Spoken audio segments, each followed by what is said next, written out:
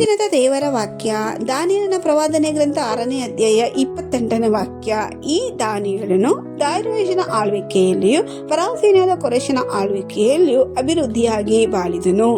ಬಾಬೆಲಿನ ದೇಶದಲ್ಲಿ ದಾಸನಾಗಿ ಕರೆದುಕೊಂಡು ಹೋದ ದಾನಿಯೇಲನ ಕಾರ್ಯಗಳು ಅಭಿವೃದ್ಧಿಯಾಯಿತು.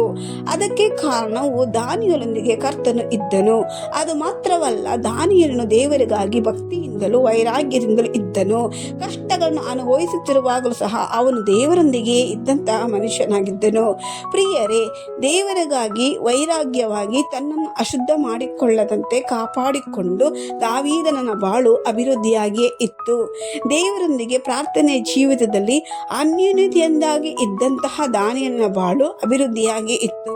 ಕಷ್ಟಗಳ ಮಧ್ಯದಲ್ಲಿಯೂ ಕರ್ತನೊಂದಿಗೆ ಸಂಚರಿಸಿದ ದಾನಿಯೇಲನ ಬಾಳು ಅಭಿವೃದ್ಧಿಯಾಗಿ ಇತ್ತು. ಅವನ ಬಾಳಿನ ಅಭಿವೃದ್ಧಿಯ ಬಗ್ಗೆ ವಾಕ್ಯವು ಹೇಳಲ್ಪಡುತ್ತದೆ.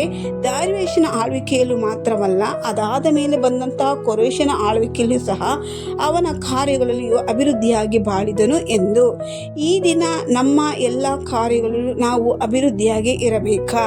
ಈ ದಾನಿಯೇಲನಂತೆ ಭಕ್ತಿ ವೈರಾಗ್ಯದಿಂದ ನಂಬಿಕೆಯಿಂದ ಕಷ್ಟದ ಮಧ್ಯದಲ್ಲಿಯೂ ಕರ್ತನನ್ನೇ ಮಾತ್ರ ಆಶ್ರಯಿಸಿಕೊಳ್ಳುವಂತಹ ಬಾಳನ್ನು ನಾವು ಬಾಳುವಾಗ ನಮ್ಮೆಲ್ಲ ಕಾರ್ಯಗಳು ಅಭಿವೃದ್ಧಿಯಾಗಿಯೇ ಇರುತ್ತದೆ.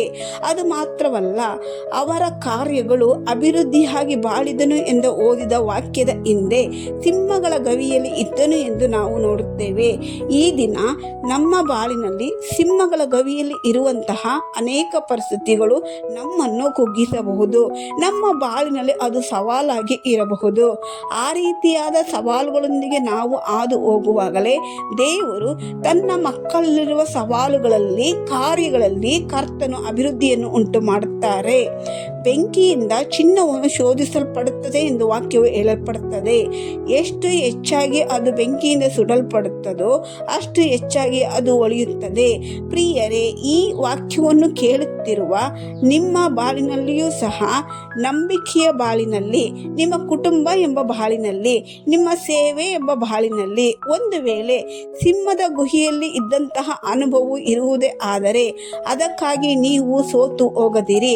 ಯಾಕೆಂದರೆ ನಿಮ್ಮ ಎಲ್ಲ ಕಾರ್ಯಗಳನ್ನು ಅಭಿವೃದ್ಧಿಪಡಿಸಲು ಕರ್ತನು ಬಯಸುತ್ತಾರೆ. ಅದಕ್ಕಾಗವೇ ಈ ಸಿಂಹದ ಗವಿಯಲ್ಲಿ ಇದ್ದಂತಹ ಅನುಭವದಲ್ಲಿ ನಿಮ್ಮನ್ನು ಕರ್ತನು ಇಟ್ಟಿದ್ದಾರೆ. ಹಾಲೆಲೂಯಾ. ನಮ್ಮನ್ನು ಅಭಿವೃದ್ಧಿಪಡಿಸುವ ದೇವರಿಗೆ ಕೋಟಿ ಕೋಟಿ ಸ್ತೋತ್ರ. ಆಮೇನ್, ಆಮೇನ್.